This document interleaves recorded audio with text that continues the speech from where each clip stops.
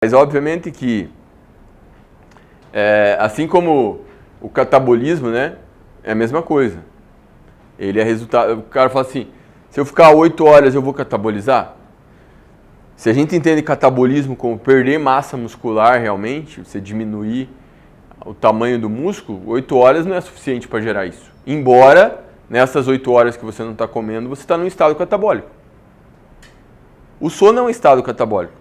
O pessoal fala que o sono é anabólico porque o sono fisiologicamente é importante, né, para o metabolismo. Inclusive, se a pessoa tem privação de sono, isso prejudica a síntese proteica dela. Mas, durante o sono, a gente não está comendo proteína, a síntese proteica fica baixa. A gente está degradando proteína. Mas isso não vai me gerar uma perda de massa muscular, né? Tem gente que... Teve uma época que era normal os bodybuilders mais bitolados acordar durante a noite e tomar whey para isso. Teve a época da caseína também, que o pessoal falava para tomar caseína antes de dormir, porque é uma proteína de digestão mais lenta e manteria a síntese proteica mais alta por mais tempo. Mas hoje a gente sabe que a hipertrofia ela não é simplesmente porque eu fiquei 8 horas em jejum que eu vou perder músculo, né? Assim como esse tipo de figura pode fazer você pensar assim: olha, Du, mas não dá para eu evitar esse estado catabólico e comer aqui, quando eu estiver caindo já subir aqui e não deixar no estado catabólico? Tem como eu evitar isso? Tem ou não? Não tem. Tá, mas se eu comer proteína a cada 1 hora? A síntese proteica ela satura. O músculo ele tem um efeito que a gente chama de efeito refratário. O aumento da síntese proteica ele não é proporcional a quanta proteína. Até certo ponto é proporcional, mas chega um ponto que não adianta você colocar mais proteína. Por quê? Porque a capacidade fisiológica do teu corpo ela é limitada. Quem dera, né, o segredo para a hipertrofia fosse comer proteína. Ah, não estou crescendo, vou comer mais.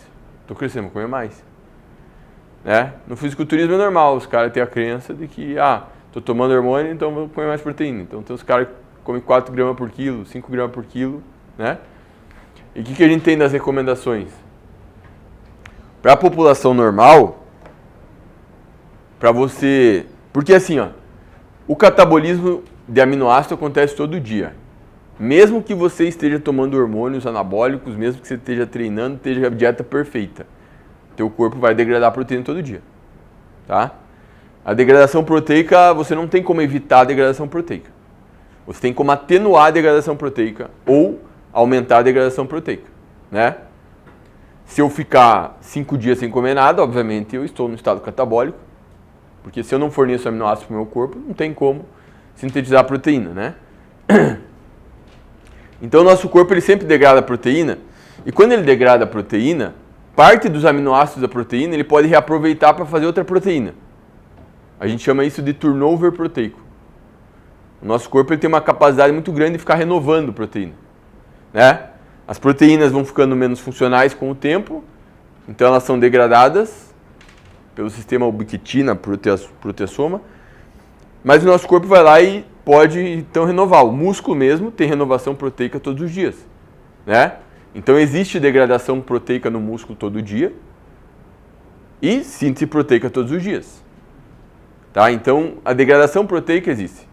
E catabolismo não é só a degradação proteica, é quando a degradação é maior que a síntese. Tá? Porque os processos estão ocorrendo simultaneamente o tempo todo. Mesmo durante um estado catabólico, o teu corpo pode estar sintetizando algumas proteínas através do quê? Do turnover proteico. Mas os processos de degradação eles estão mais altos do que a síntese, porque você não está consumindo aminoácido, o teu corpo está fazendo proteína às custas de aminoácido endógeno, tá? E o músculo ele acaba sendo um reservatório de proteína que fornece aminoácidos. Por exemplo, quando uma pessoa está num estado de desnutrição, o músculo vai ser importante porque, apesar dele ser importante, né, funcionalmente, o nosso corpo a gente consegue, né, sobreviver com uma certa quantidade de massa muscular menor do que, por exemplo, a gente tem agora, até certo ponto. E essa proteína muscular acaba servindo para formar outras proteínas que são mais essenciais. Por exemplo, hemoglobina. que é a proteína que transporta oxigênio e dióxido de carbono. Por isso que o indivíduo antes, quando ele entra no estado catabólico, ele vai perdendo massa muscular, depois ele vai desenvolver anemia, vai cair cabelo, e, enfim, o sistema imunológico vai ter uma imunossupressão, né? Porque a proteína muscular vai esgotando, enfim. Por isso que a gente sabe que perder massa muscular muito rápido é um sinal de alerta, né? Enfim. Quanto eu preciso de consumir de proteína diariamente para compensar o catabolismo que eu tenho, tá? A recomendação é 0,8.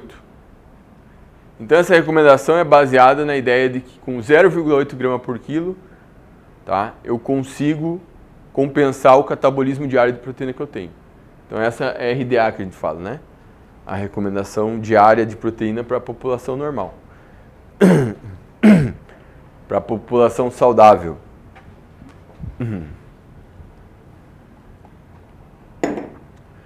Mas eu posso aumentar a massa muscular comendo isso? Posso. Tá? Eu posso aumentar a massa muscular com isso porque o treinamento, o estímulo do exercício, ele aumenta a síntese proteica, ele direciona mais proteína para isso, tá? E ele diminui a degradação proteica junto com a nutrição.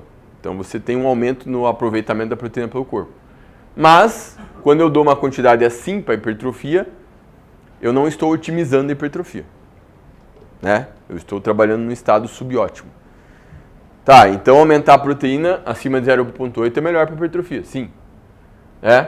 Até quanto, mais ou menos, que a gente vê um bom efeito em aumentar a massa muscular? Até 1,6.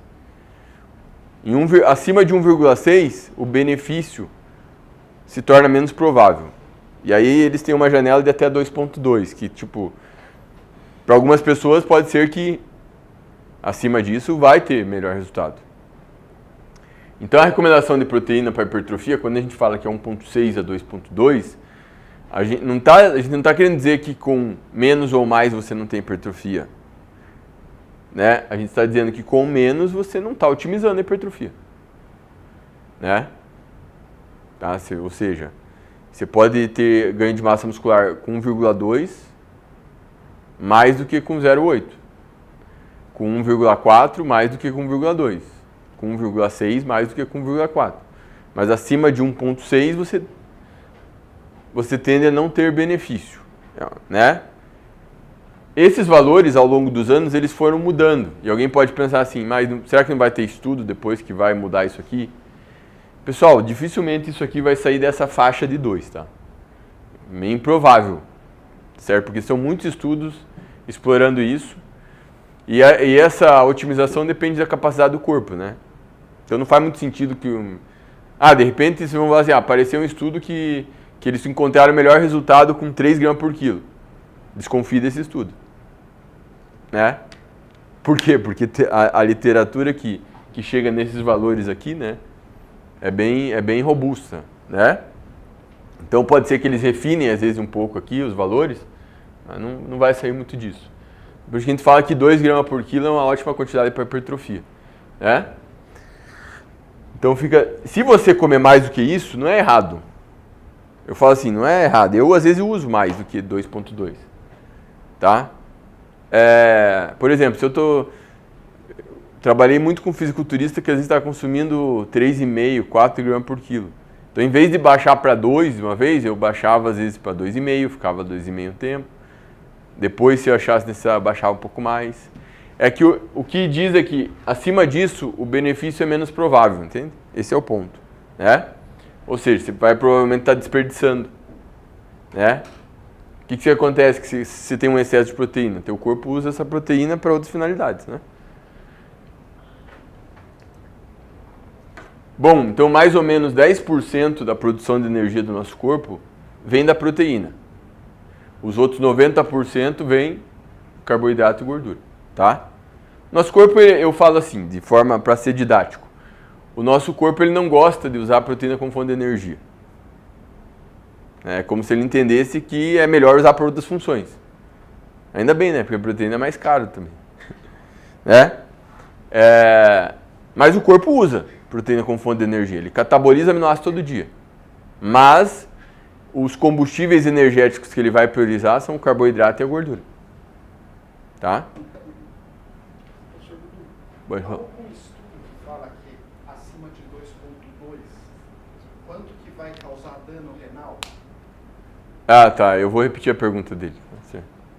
Eu vou falar o seguinte, vou te dar uma sugestão.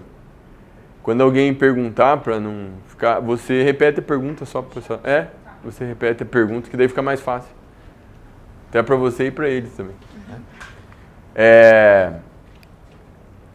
Quando a gente tem alguns trabalhos mostrando que até mais ou menos 2,8, 3 gramas por quilo, você não tem prejuízo na função renal, né? Agora, para quantidades mais altas, aí o benefício, o risco é plausível até certo ponto. 4, 5 gramas por quilo. Mas, assim, pela minha observação clínica, considerando aí o fisiculturismo, eu acho que esse dano ele é lento, né? A ponto de, se um atleta desenvolver disfunção renal, não acho que vai ser só pelo excesso de proteína, vai ser por um conjunto de fatores. Né? E a disfunção renal não é tão comum no fisiculturismo. Normalmente o fisiculturista tem problema cardiovascular, enfim. Já vi atleta que teve problema renal também, mas normalmente estava associado, por exemplo, a abuso de anti-inflamatório, conjunto, uso de outras coisas, né? Estratégia de finalização muito maluca, que o cara tira sódio, se entope de potássio e faz desidratação agressiva, então normalmente atrelado a esse tipo de coisa, né? Mas eu entendo que muita proteína é nociva para o organismo. Tanto que eu estou estudando isso agora, estou estudando longevidade e tenho estudado isso. E os teóricos da longevidade, os caras que estudam longevidade, eles sabem que isso aqui maximiza a hipertrofia. Mas pensando em maximizar a longevidade, você deveria comer isso. E de preferência mais fontes vegetais do que animais. A gente tem a associação, estudos observacionais associando proteína com mortalidade, ingestão proteica alta. Mas olha que interessante, para pessoas com menos de 65 anos, para pessoas mais velhas, uma baixa ingestão proteica que está associada com mortalidade. Para pessoas mais abaixo de 65, a alta ingestão proteica está associada com mortalidade. Para pessoas mais velhas, é recomendado que se aumente a proteína, mas não para 2, eles falam para aumentar ali acima de 0,8. Justamente porque o indivíduo idoso a gente sabe que tende a desenvolver fragilidade, né? Perder massa muscular, enfim. É bem legal essa linha de investigação, né? Não, aí eles falam de população normal. Eles estão estudo observacional é quando você pega uma amostra muito grande, né? E normalmente você não considera ali pessoas. Eu não vou arriscar te dizer, né, mas como eles pegam uma amostra de tipo de milhares de pessoas, né?